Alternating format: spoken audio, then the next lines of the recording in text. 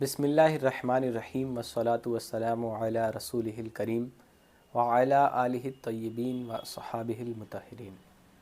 ناظرین کرام، میں محمد انس قادری دستک ٹوڈے کی اس رمضان 2024 کی خاص پیشکش خلاصہ قرآن لے کر آپ کے سامنے حاضر ہوں۔ آج کے پہلے ایپیسوڈ میں انشاءاللہ تعالی ہم قرآن مجید کے پہلے پارے کا خلاصہ آپ کے سامنے بیان کریں گے۔ قرآن پاک کا پہلا پارہ سورۃ الفاتحہ سے شروع ہوتا ہے۔ سورہ فاتحہ کے دیگر نام بھی ہیں، جسے سورۃ الشفاء، سورۃ الدعاء، سورہ تعلیم دعا، یعنی اس سورہ میں اللہ تعالیٰ نے ہمیں اپنی بارگاہ میں دعا کرنے کا طریقہ بتایا ہے، اس لیے اس سورہ کو سورہ تعلیم دعا بھی کہتے ہیں۔ اور چونکہ اس سورہ کے بڑے فوائد ہیں، مریض پر پڑھ کر دم کیا جائے تو اللہ تعالیٰ اسے مرض سے افاقہ یعنی نجات عطا فرماتا ہے، اس لیے اسے سورۃ الشفاء بھی کہتے ہیں، اور اس کے دیگر بہت سارے نام ہیں۔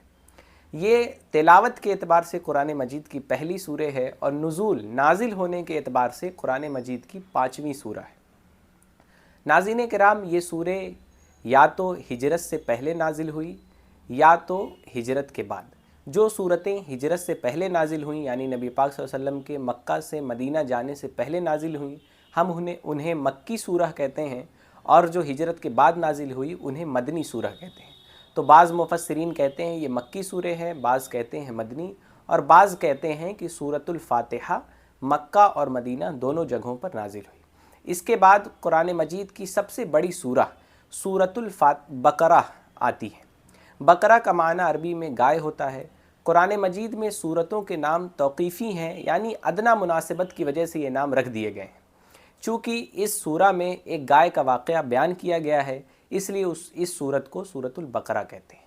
سورۃ البقرہ مدنی ہے، یعنی نبی پاک صلی اللہ تعالیٰ علیہ وسلم کے ہجرت کرنے کے بعد مدینہ شریف میں یہ سورت نازل ہوئی۔ اس کے علاوہ اس سورت میں تقریباً 286 آیتیں ہیں۔ اسی کے ساتھ اس سورت کو قرآن مجید کی سب سے بڑی سورہ ہونے کا اعزاز حاصل ہے۔ نبی پاک صلی اللہ تعالیٰ علیہ وآلہ وسلم نے فرمایا کہ اے لوگوں، سورۃ البقرہ پڑھا کرو، کیونکہ اس کا پڑھنا برکت ہے، اور اس کا ترک کرنا یعنی چھوڑ دینا حسرت ہے، اور بدکار لوگ، برے لوگ اس کو پڑھنے کی طاقت نہیں رکھتے۔ اس کے علاوہ نبی پاک صلی اللہ تعالیٰ علیہ وسلم فرماتے ہیں کہ اپنے گھروں کو قبرستان نہ بناؤ، شیطان اس گھر سے نکل جاتا ہے جس میں سورہ بقرہ پڑھی جاتی ہے۔ بزرگان دین نے کہا ہے کہ اگر آپ کو اپنے گھر میں سایہ، جنات یا بری نظر کے اثرات محسوس ہو رہے ہوں تو ہفتے میں 2 بار اپنے گھر میں سورۃ البقرہ کی تلاوت کریں، انشاءاللہ تعالیٰ اس کی برکت سے یہ تمام برے اثرات دور ہو جائیں گے۔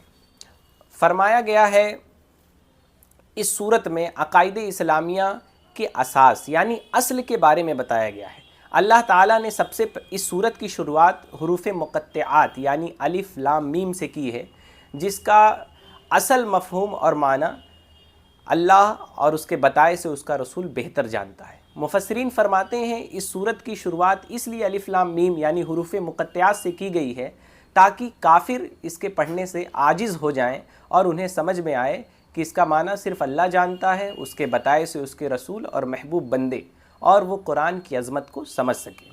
اس سورہ میں عقائد اسلامیہ کی اساس بتایا گیا کہ ایمان بالغیب پر ہے، یعنی بغیر دیکھے ایمان لائے پر ہے، اور اس کے علاوہ اس میں بتایا گیا کہ اللہ تعالیٰ کو بغیر دیکھے ہم وحدہ لا شریک مانیں، اس کی کتابوں پر، اس کے رسولوں پر ایمان لائیں، اور اہم العبادات نماز کو قائم رکھیں، زکوٰۃ ادا کریں۔ اور اللہ تعالیٰ نے فرمایا کہ جو لوگ بغیر دیکھے ایمان لاتے ہیں اور اللہ تعالیٰ کی نازل کی ہوئی کتابوں پر ایمان لاتے ہیں، رسولوں پر ایمان لاتے ہیں، اپنے مال میں سے اللہ تعالیٰ کی راہ میں خرچ کرتے ہیں اور نماز قائم کرتے ہیں، وہی لوگ کامیاب ہیں۔ اور اس کے علاوہ جزا اور سزا یعنی قیامت کے دن کا اقرار بھی، اور اللہ تعالیٰ کے تمام احکام کا اقرار، یہ آخرت کی نجات کا باعث اور کامیابی کا سبب ہے۔ اس کے علاوہ اس میں شریعت اسلامیہ کی وضاحت کی گئی ہے، اور معاملات میں تفصیل کے ساتھ معاملات بیان کیے گئے ہیں، بالخصوص اقامت صلاۃ نماز قائم کرنے کے بارے میں، زکوٰۃ ادا کرنے کے بارے میں، اور اس کے علاوہ پہلے مسلمانوں کا قبلہ اول بیت المقدس تھا اور پھر کعبہ شریف مسلمانوں کا قبلہ ہو گیا۔ اسی سورے میں تحویل قبلہ یعنی قبلہ بدلنے کا بیان شامل ہے۔ چونکہ سورۃ البقرہ بڑی ہے اور یہ تقریباً 2.5 پاروں پر مشتمل ہے۔ پہلے پارے میں سورۃ البقرہ کی تقریباً 141 آیتیں شامل ہیں، جس میں خطاب کا رخ یعنی اللہ تعالیٰ کے کلام کا خطاب کا رخ سابقہ امت مسلمہ، امت بنی اسرائیل، قوم بنی اسرائیل کی طرف ہے۔ اس کے علاوہ اس صورت میں توحید پر دلائل، ماہ رمضان کے روزے، حج، جہاد فی سبیل اللہ، والدین اور نزدیکی لوگ، قرابت داروں کے حقوق، زکوٰۃ اور صدقہ کے مصارف یعنی زکوٰۃ اور صدقہ کہاں خرچ کیا جائے، کن لوگوں کو دیا جائے، یہ مسائل، یتیموں کی کفالت، اس کے علاوہ عائلی زندگی کے اصول اور احکام میں یعنی مسائل میں اللہ تعالیٰ نے نکاح، طلاق، رضاعت، عدت اور ایلا کو بیان کیا ہے۔ اس کے علاوہ اس صورت میں قسم کھانے کا شرعی حکم، اس کے علاوہ جادو کا حرام ہونا، قتل ناحق کی ممانعت یعنی بلا وجہ کسی کو مارنا، اس کی ممانعت قرآن مجید نے بیان کی، اور قاتل پر قصاص کا واجب ہونا، ناجائز طریقے سے لوگوں کا مال یعنی پیسہ وغیرہ یا ان کی امانتیں کھا لینے کی ممانعت، اور اس کے علاوہ شراب، جوا، سود وغیرہ کی حرمت، اور ایام حیض میں ناپاکی کے دنوں میں میاں بیوی کا عمل ازدواج سے ممانعت وغیرہ کا بیان شامل کیا گیا ہے۔ اس پہلے پارے میں اس سورت کی تقریباً 141 آیتیں شامل ہیں۔ یہ سورۃ البقرہ تقریباً 286 آیتوں پر مشتمل ہے۔ انشاءاللہ تعالی اگلے ایپیسوڈ میں ہم اگلے پارے کا مختصر خلاصہ آپ کے سامنے پیش کریں گے۔ امید کرتے ہیں کہ ہمارا یہ ایپیسوڈ آپ پسند فرمائیں گے اور کمنٹ میں اپنی قیمتی آراء سے ہمیں نوازیں گے۔ مزید معلومات کے لیے آپ قرآن پاک کے صحیح معنی اور تفاسیر جو دکانوں پر، دینی کتب کی دکانوں پر آسانی سے مل جاتی ہیں، آپ اس کا مطالعہ کریں گے اور مزید قرآن پاک کے احکام کے بارے میں جاننے کی کوشش کریں گے۔ میں محمد انس قادری، دستک ٹوڈے۔